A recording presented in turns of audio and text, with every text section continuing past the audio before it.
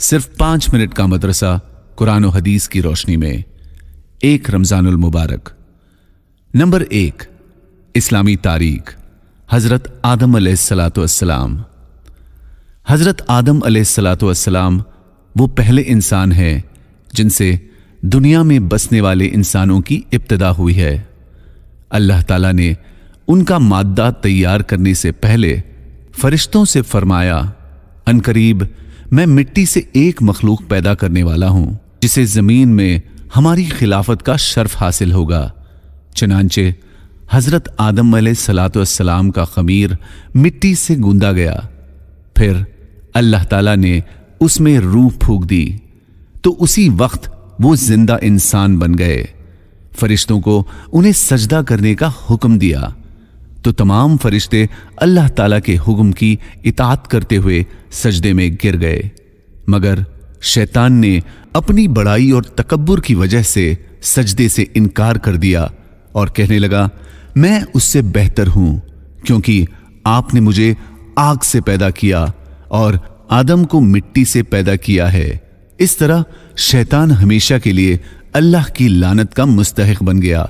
फिर उसी वक्त से वो हजरत आदम अलैहिस्सलाम और उनकी औलाद का दुश्मन बन गया। नंबर 2, अल्लाह की खुदरत। जमीन। अल्लाह ताला फरमाता है, हमने जमीन को फर्श बनाया और हम कैसे अच्छे बिछाने वाले हैं।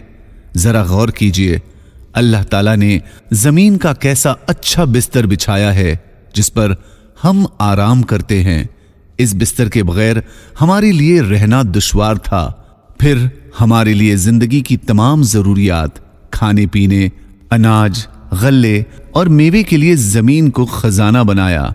फिर इस जमीन पर रहकर सर्दी गर्मी से हिफाजत भी कर सकते हैं और बदबूदार और मुर्दार चीजें जिनकी बदबू से हमको सख्त तकलीफ होती है, ऐसी चीजों को हम जमीन में दफन करके खराब हवा के असर से महफूज हो जाते हैं।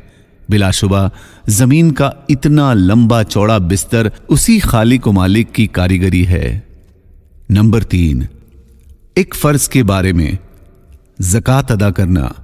हजरत अब्दुल्ला बिन मसूद रजी अल्लाह अन्हु इरशाद फरमाते हैं कि हमें नमाज कायम करने का और ज़कात अदा करने का हुक्म है, और जो शख्स ज़कात अदा ना करे उसकी नमाज भी कबूल नहीं। नंबर 4, एक सुन्नत के बारे में। सहरी खाना। एक सहाबी रजी अल्लाह अन्हु फरमाते हैं कि मैं आप सल्लल्लाहु अलैहि वसल्लम की खिदमत में आया तो देखा कि आप सल्लल्लाहु अलैहि वसल्लम सहरी खा रहे थे। मुझे देखकर आप सल्लल्लाहु अलैहि वसल्लम ने फरमाया, ये बरकत की चीज है, अल्लाह ने इससे तुमको नवाजा है, इसलिए तुम इसको कभी ना छोड़ना।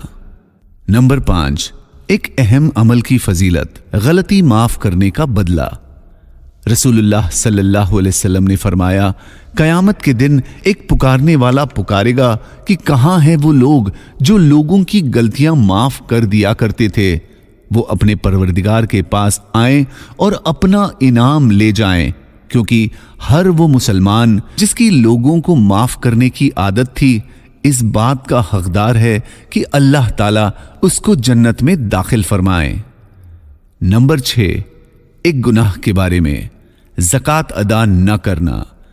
रसूलुल्लाह सल्लल्लाहु अलैहि वसल्लम ने फरमाया, जिस शख्स के पास माल हो और वो उसकी ज़कात अदा ना करता हो तो वो माल कल कयामत के दिन एक ऐसा सांप बना दिया जाएगा जो गंजा होगा और उसकी आंखों पर 2 काले नुक्ते होंगे। फिर वो सांप उसको कयामत के दिन अपने जबड़े से पकड़कर कहेगा कि मैं ही तेरा माल हूं, मैं ही तेरा खजाना हूं। नंबर 7, दुनिया के बारे में। दुनिया की बेहतरीन नेमत। रसूलुल्लाह सल्लल्लाहु अलैहि वसल्लम ने फरमाया, जिस शख्स को अच्छी सूरत, अच्छे अखलाक और नेक बीवी नीज सखावत करने वाला दिल अता फरमा दिया गया हो, वो शख्स ऐसा है गोया कि उसे दुनिया और आखिरत की बेहतरीन नेमत अता फरमा दी गई है। नंबर 8, आखिरत के बारे में। दोज़खी आपस में झगड़ेंगे। कुरान में अल्लाह ताला फरमाते हैं, और उस वक्त का ध्यान रखो जब ये दोज़खी लोग दोज़ख में एक दूसरे से झगड़ रहे होंगे। चनांचे جو دنیا میں کمزور تھے وہ ان لوگوں سے کہیں گے جو بڑے بنے ہوئے تھے، ہم تو تمہارے پیچھے چلنے والے لوگ تھے، تو کیا تم آنکھ کا کچھ حصہ ہمارے بدلے خود لے لو گے؟ نمبر 9، طب نبوی سے علاج، گردے کی بیماریوں کا علاج۔ رسول اللہ صلی اللہ علیہ وسلم نے فرمایا، پہلو کے درد کا سبب گردے کی نس ہے، جب وہ حرکت کرتی ہے تو انسان کو تکلیف ہوتی ہے، پس اس کا علاج گرم پانی اور شہد سے کرو۔ نمبر 10، قرآن کی نصیحت، اللہ کسی پر ظلم نہیں کرتا۔ اللہ تعالیٰ فرماتا ہے، جو کوئی نیک عمل کرتا ہے وہ اپنے ہی فائدے کے لیے کرتا ہے، اور جو کوئی برائی کرتا ہے وہ اپنے ہی نقصان کے لیے کرتا ہے، اور تمہارا پروردگار بندوں پر ظلم کرنے والا نہیں ہے۔